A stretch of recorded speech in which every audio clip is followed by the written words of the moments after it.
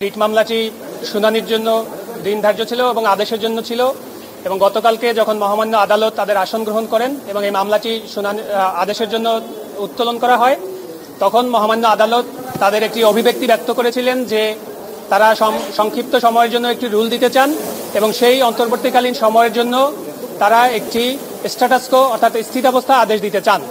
এবং আপনারাও অনেকে গতকালকে আদালতে উপস্থিত ছিলেন, অনেক বিজ্ঞ আইনজীবীও ছিলেন, কিন্তু এরপরে যে একটা পরিস্থিতি তৈরি হয়েছিল সেটা আপনারা নিজেরাও প্রত্যক্ষ করেছেন। সেখানে জনাব ইশরাক হোসেনের পক্ষে যে আইনজীবীরা ছিলেন তারা সেখানে তখন আদালতকে এক ধরনের আনডিউ প্রেশার দেওয়ার একটা চেষ্টা করেছেন এবং আজকে যখন আদালতে আদেশের জন্য দিন ধার্য ছিল, আদালত শুরুতে উঠেই তারা জনাব যিনি বারের সভাপতি ছিলেন তাকে ডেকে নিয়েছেন এবং ডেকে নিয়ে যিনি এই বেঞ্চের কনিষ্ঠতম বিচারপতি ছিলেন, বিচারপতি জনাব দেবাশিস রায়চৌধুরী, তিনি সরাসরি বারের সভাপতিকে ডেকে বলেছেন যে গতকালকে তারা কোর্ট থেকে নেমে যাওয়ার সময় বারের সভাপতি যাকে রিপ্রেজেন্ট করছিলেন তাদের সাইড থেকে এমন একটি বাজে আলাপ করা হয়েছে যেটা একটা ভীতি সঞ্চারের মতো অবস্থা তৈরি হয়।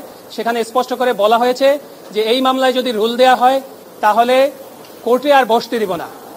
কোর্ট আজকে আদেশ দেওয়ার শুরুতেই এই বিষয়ের অবতারণা করেছেন, যে বিষয়টি আপনারাও লক্ষ্য করেছেন।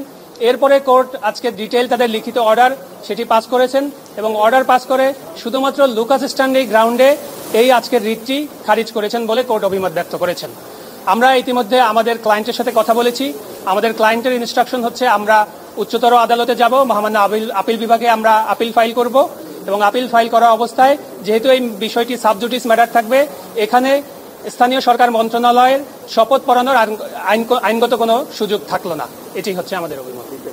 আপনারা আজকেই যাচ্ছেন তাহলে, কিন্তু কোর্ট তো মাঝখানে শুক্রবার শনিবার বন্ধ, সেক্ষেত্রে কি হবে? জি, আপনারা জানেন যে কোর্ট বলেছেন যে আজকেই তারা চেষ্টা করবেন যে এই যে আদেশটি সেই আদেশটি তারা সাইন করে দিতে। আমরা নকলের দরখাস্ত দিয়েছি ইতিমধ্যে, আমরা নকল প্রাপ্তি সাপেক্ষে আজকেই যদি আমাদের যাওয়া সম্ভব হয় আমরা যাব, না হলে পরবর্তী যেদিন ওয়ার্কিং ডে থাকবে সেদিনই আমরা দ্রুততম সময়ের মধ্যে আমরা ফাইল করব।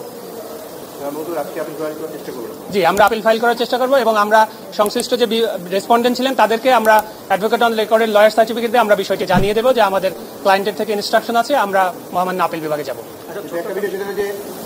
আপনাদের তো এখন হাইকোর্ট রিজেক্ট করছে, জি, আপনারা আপিল করেন নাই, শপথে কোনো বাধা নেই না।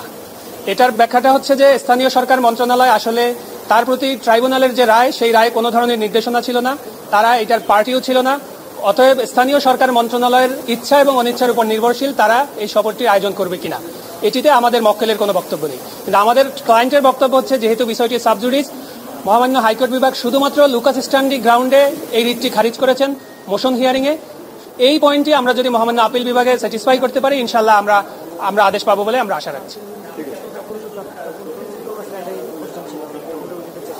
আমার মক্কেল ঢাকা দক্ষিণ সিটি কর্পোরেশনের একজন রেসিডেন্ট, সে কারণেই তিনি পড়লেন, এখানে অন্য কিছু নিহিত তিনি সংক্ষুব্ধ।